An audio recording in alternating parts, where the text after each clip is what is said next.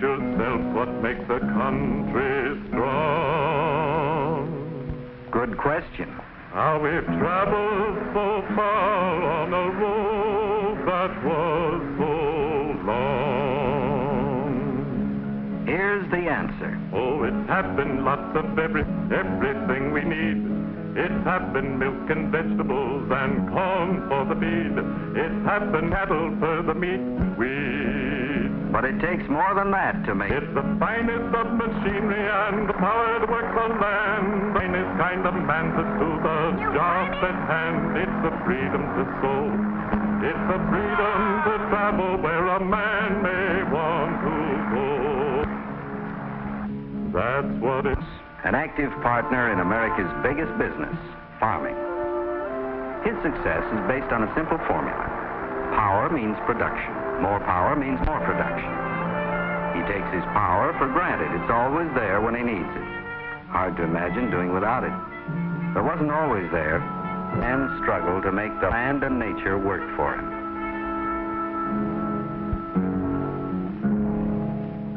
Oh, we don't know for sure how the struggle began, but life was mighty hard for the prehistoric man.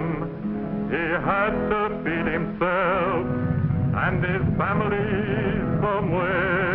Oh, none of us would be around enjoying life today. This was one way of getting food. However, it had its drawbacks. The food supply wouldn't always cooperate.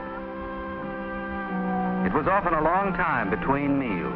He had to find a way to get food when he wanted it. What he needed was more strength, added power, a weapon.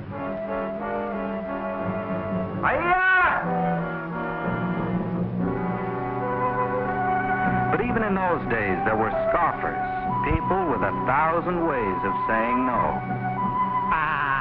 Why wear your arm out with that thing? It'll never work.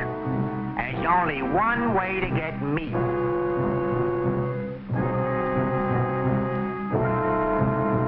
But man was not to be discouraged. Armed with a weapon, he became a hunter. As time passed, man improved his weapons. He became a skillful hunter.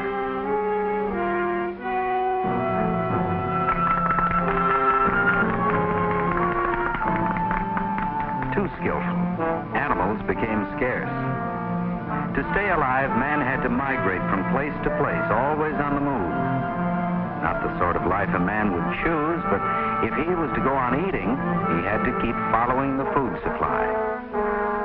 Maybe he did have a choice after all.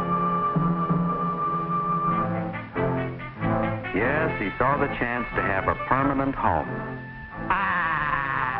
Not the scoffer. He wasn't falling for any harebrained ideas. He'd go on wandering the rest of his life. But man and his family clung together bravely. Somehow they managed to survive.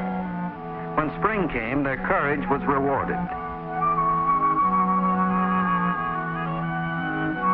Man went to work building up his reward and made an interesting observation, which eventually led him to discover how plants grow. Seeds buried in the ground, water, and sun, germination, and growth. Little by little, man learned how to work the land. Later, he developed the first crude plow. Now he was his own master, no longer just living, but making a living.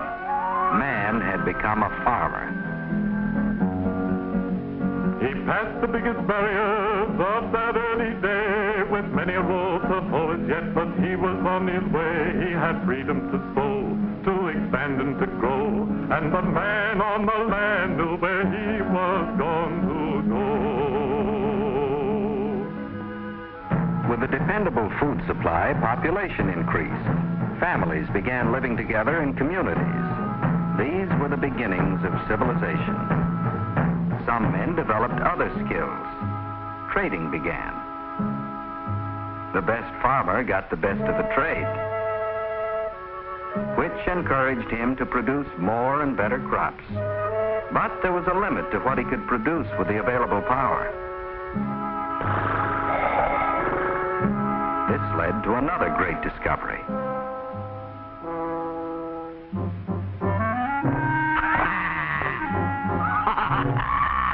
It'll never work. We've gone as far as we can go. Man disagreed. In the centuries that followed, his inventiveness carried him much farther and much faster.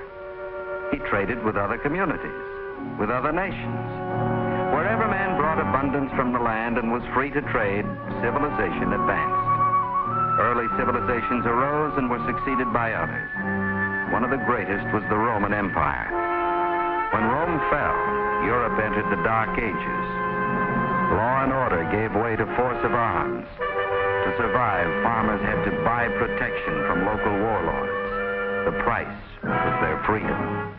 The farmer was now a serf, lowest caste in the social order, no longer working for himself, held in bondage by the noble on the hill. A man without freedom is a man bound fast. A man who is bound to the drudgery of the past. He don't dare speak up or call his soul his own. And the burden in his heart is like a load of stone.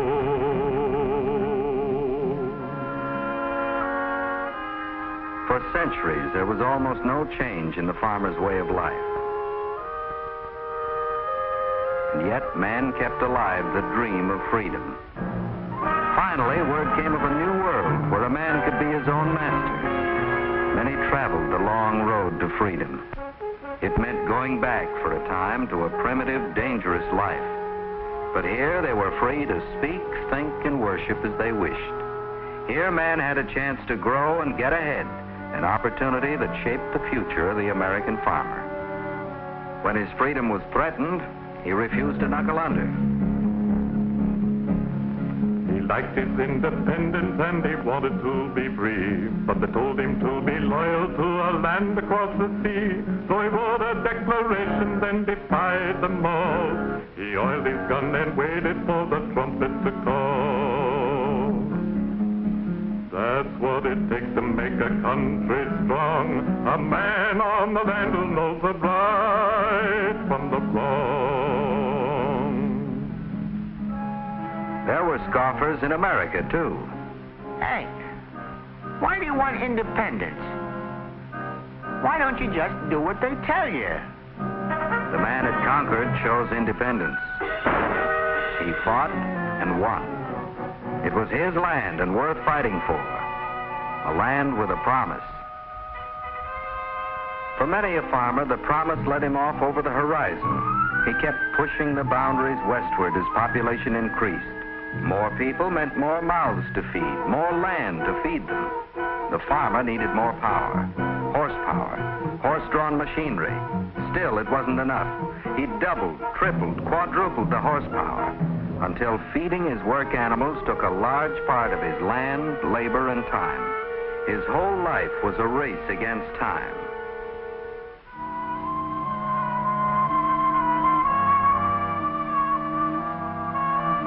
At the end of the day, his energy was totally used up. He had to find another source of power. As always, the scoffer was on hand. Whoever heard of plowing that way? Don't you know when you're licked? Still, the farmer kept trying. So did others. The patent office was bombarded with schemes and devices.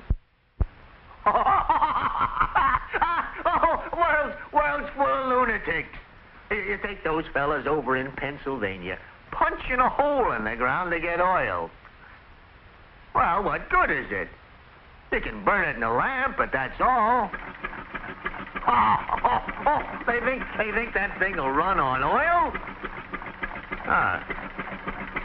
Probably tell you next they'll put wheels on it and make it go. Suppose they think it'll pull a plow. It'll never work. The whole idea will blow up sky high. Wrong again. Here, blowing sky high was power to revolutionize man's way of life. For the farmer, power to run the tractor, outperforming any number of work animals. And no crops required to feed it. A nationwide race began to meet the demand for oil. North, south, east, west, they searched the country round. Wherever liquid power was hidden underground. Power enough for every need, power enough to last, power enough to build a future brighter than the past.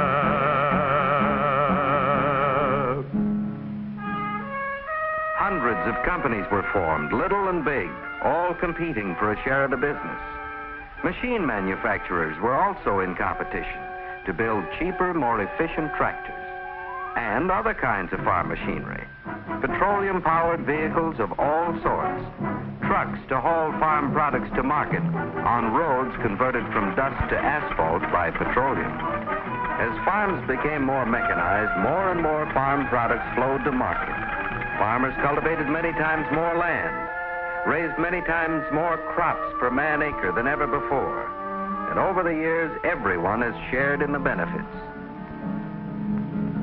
For progress is the stepping stone to a better life, and everyone can share it with the farmer and his wife. There's time to relax, to get around, and once more, time to do a better job than ever before. Yes, time to keep up with the latest information from the county agent and land grant colleges. The wide-awake farmer keeps improving his crops and stock. For there's keen rivalry among farmers. Each year they supply the public with better products, and they demand the same from the industries that supply them. More and better insecticides, weed killers, fertilizers, better lubricants to protect machinery against the wear and tear of friction, and continually better fuels. The demand for oil products keeps increasing. There are always scoffers. You're heading for trouble. Pretty soon there won't be any oil left.